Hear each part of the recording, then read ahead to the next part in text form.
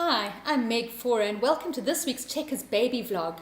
The topic today is one of the more serious we've ever dealt with, and that's the topic of postnatal depression. Now, I don't know if you've ever been sitting at a mom's group, a mom's coffee group, or a mom and baby play group, and you've looked around you and you felt like you're the only person feeling as desperate as you are. It happens to many of us, where we look around and we think, how is it that everybody else in this room is coping so brilliantly with this? How is it that everybody else's baby is sleeping through the night and I'm as sleep deprived as I've ever been in my life? The funny thing is if you open up to another mom and tell her this is a really hard time with me, you'll be amazed at how many moms are feeling just like you do, because postnatal depression affects many more of us than you would believe. So today we're going to talk about how to recognize whether or not you've got postnatal depression and what you can do about it. Now, postnatal depression is really due to two things that happen in our lives as we become a mum. The first thing is that our hormones change, and those hormones can wreak havoc with our mood and the way that we feel about ourselves, particularly in the first few months. The second thing that happens is that there's a massive life shift. In fact, some dads, particularly at-home, stay-at-home dads, have experienced postnatal depression as well. They don't have the hormones, but they have the massive shift as well. So postnatal depression certainly is something that is very common, and it's related to a change in life and our hormones. The second thing that's interesting about postnatal depression is that it shouldn't be called postnatal depression. It should be called perinatal depression. And the reason for that is that it doesn't only happen after the baby is born. For some mums, it actually happens in pregnancy too. So you could call that antenatal depression. But really, it happens around the time of your baby's birth and around your pregnancy. It can happen up to 3 years after your baby's born, but for most mums, it's an experience that happens in the first year of their baby's life. So let's have a look at the three different types of postnatal depression. This is a really good graph by Gina Johnson, and she talks about the three categories of PND being postpartum blues, postpartum depression, and postpartum psychosis. Now, postpartum blues happen for about 50 to 85% of mums, and this happens in the first 2 weeks after your baby is born. The symptoms of this can be irritability, anxiety, fluctuating mood, and increased emotional reactivity. I remember very well after the birth of my firstborn, getting into bed at night and feeling utterly depressed, thinking, how am I going to get through the night? And that feeling of a black tunnel ahead of me, not being able to see the future. A real sign of depression.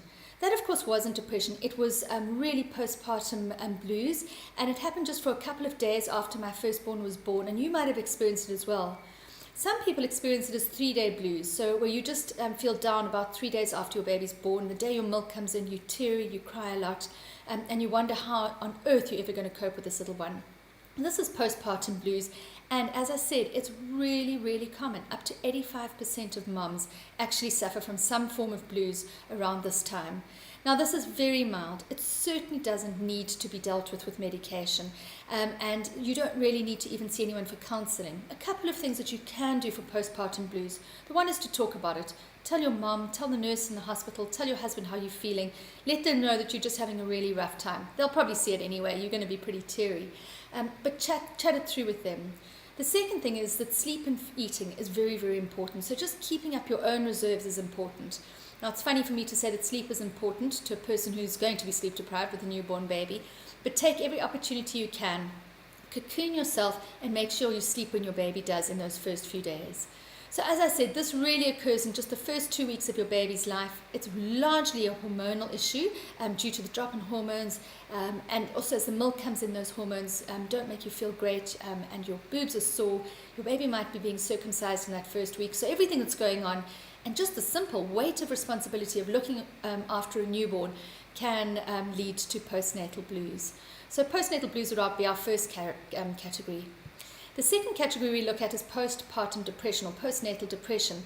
And this happens in up to 13% of mums. So this is a very large portion of mums. This is at least 1 in 10 people that you deal with will actually be suffering from postpartum depression.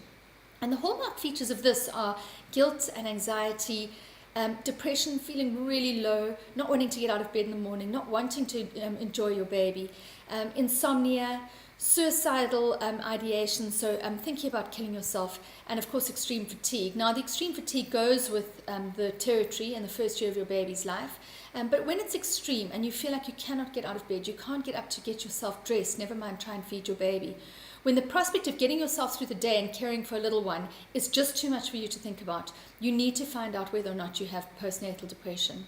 Now, postnatal depression, as we say, can actually be fairly mild, but really is more often moderate to severe. So you can have as far as suicidal thoughts where I just can't carry on, I need to kill myself. And so it's very, very important that you really do seek help when you feel like you have postnatal depression. The third type, and we're going to come back to postnatal depression because I want to mine down on that one much more, but I'm going to just touch on the third type, and that's postpartum psychosis. And you can see there on the graph that it affects only 0.01% of moms. So this is the tiniest amount in the population. And really, these moms are beyond depressed.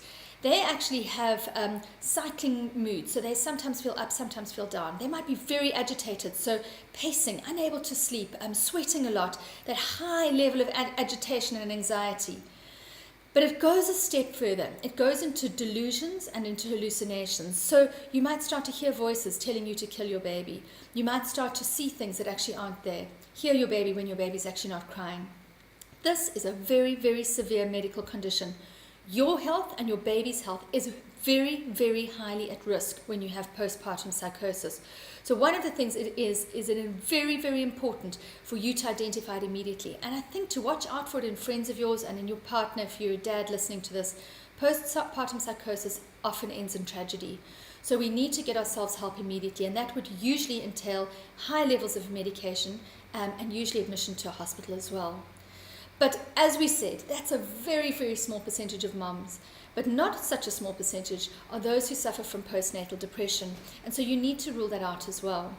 There's a wonderful book that I want to share with you. It's called When Your Blessings Don't Count. It's by Linda Lewis, who's a wonderful psychologist. And this book, as hard as it might be for you to read about postnatal depression, is a wonderful book that really is a fabulous resource that will support you as you try and care for your baby when you're feeling depressed. So let's have a look at a couple of things that I think are very, very important when you're feeling down. The first thing is you need to talk about it. You need to express to your partner how you're feeling. Is your overriding symptom depression, that you feel like you can't get up, that you're not enjoying your baby, that making eye contact with your baby is hard work? Or is it anxiety, that you're too anxious to take care of your child, that you don't want your husband to leave in the morning for fear of how you'll get yourself through the day? You need to express these feelings. The second person you need to speak about is to your gynecologist or obstetrician when you see them for your 6-week check. Very often PND has arisen by 6 weeks, and you need to go and talk about how you're feeling. And if you feel you can't talk to them, then go online and get onto chat groups, because often women are very, very supportive on the chat groups and will help you through it. Another place, a fabulous resource, is PNDSA. This is our own South African organization.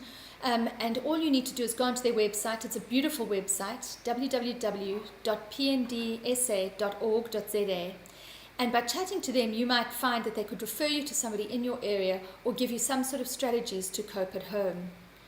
One of the things that I developed was I thought if we could just give mums a little screening test so that you could actually identify whether or not you have PND.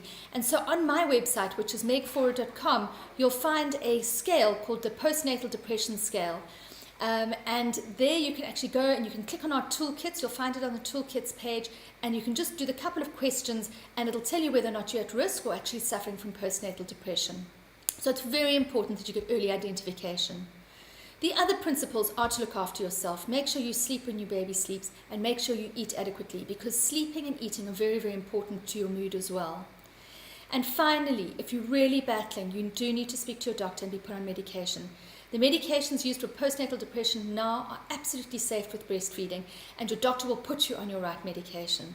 So please don't suffer alone. This is not something to be embarrassed about. This is definitely not something that's abnormal. It happens to many of us. But get yourself help if you think that you're suffering from postnatal depression. Thanks for tuning in this week. See you next week on the Checkers Baby Vlog.